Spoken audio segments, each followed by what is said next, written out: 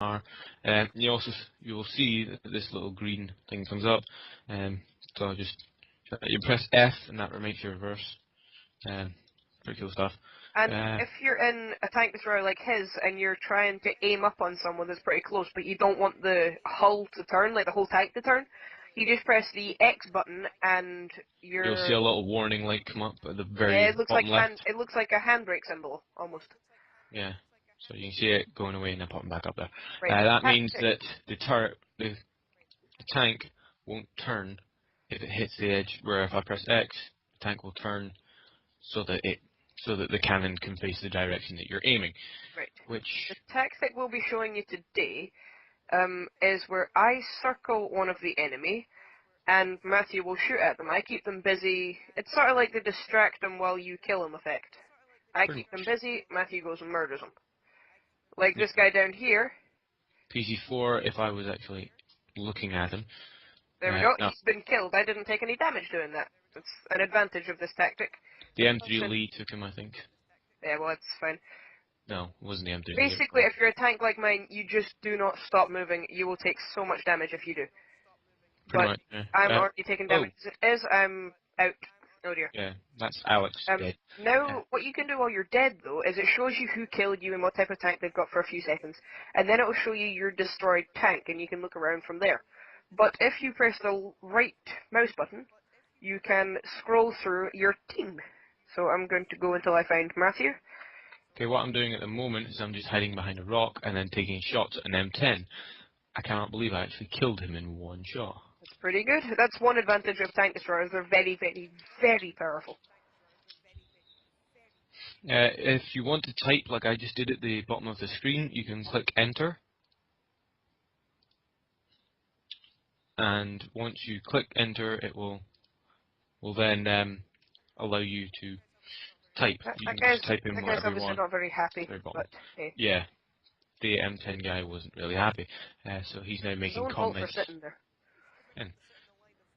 If you're stupid enough to sit in the line of fire, you're going to be killed. That's plain as day. Then again, the Hetzer is quite overpowered, so you might want to try and get that.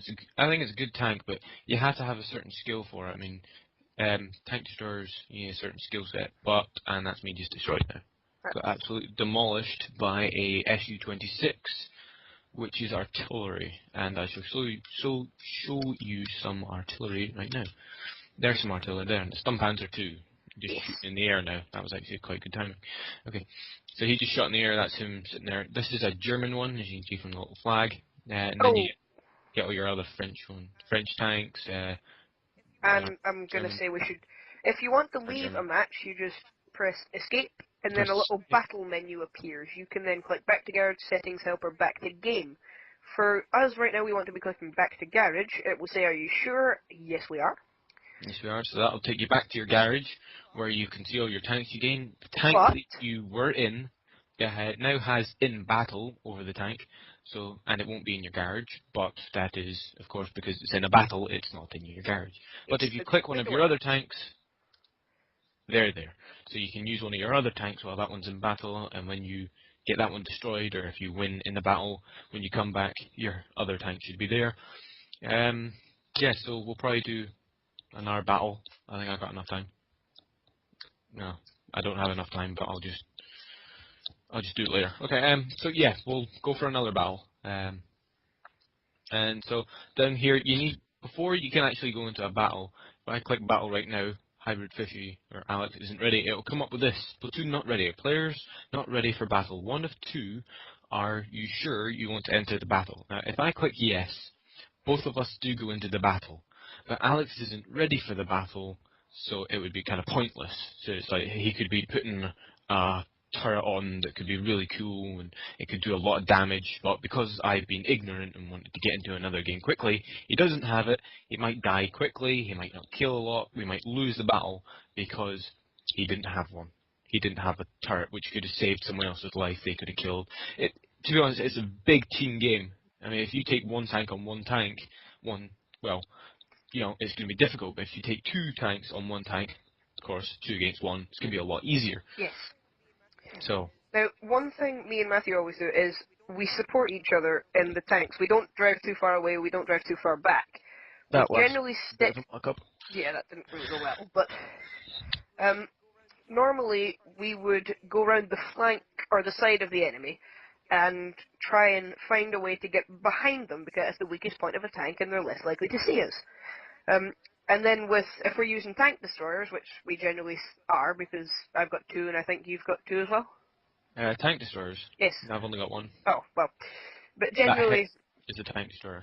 That yes. one, which is gone. But generally, we will sit behind them and begin to take out the biggest threats first. It's always a good idea. Never think because he's got the most armor, there's no point in killing him, and you're just going to go for the easiest kill. What you need to do is try and minimize the risk for the rest of your team. So if it's a big tank, and say he's a tank destroyer without a turret, shoot one Or of his even tracks. if it's a KV1, there's mine. That's a big tank, but the turret traverse is 20 degrees per second, which So, it may sound fast, but it is very slow. and quite a good thing to do with big heavy tanks is try and aim just for the bottom of their turret. Because if they can't turn their turret, they're going to be turning very slowly, and you've basically made them immobile. They can't move anymore.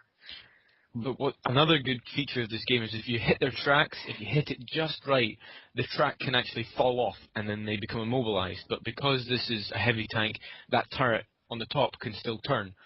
So on tank destroyers, that's pretty good. Oh look, our tank destroyers are back. Yes. See, and that's that back. So because that can't turn, if you hit the track, that's it. It won't go. You need the tank that you're aiming at needs to be directly in front of you to hit it. Otherwise, you know, you're kind of stuck there if your track gets blown off in a tank store.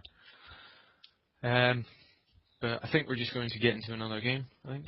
Or is there anything you want to talk about? Is there anything you want to talk about, Alex? Not at the moment. I'm just doing something now. Alright. So, yeah. Not really much else I can say right now. I've run out of things to talk about. So, anyway, yeah, we've talked about the 3 different things. You got the Hetzer. A way to identify them in a battle is by the upside down triangle. Medium tank, the 2 little dashes. Heavy tank, 3 dashes. And then your SPGs is a square. Actually, I'll bring that up on research. Your SPGs is a little square there. So, yeah.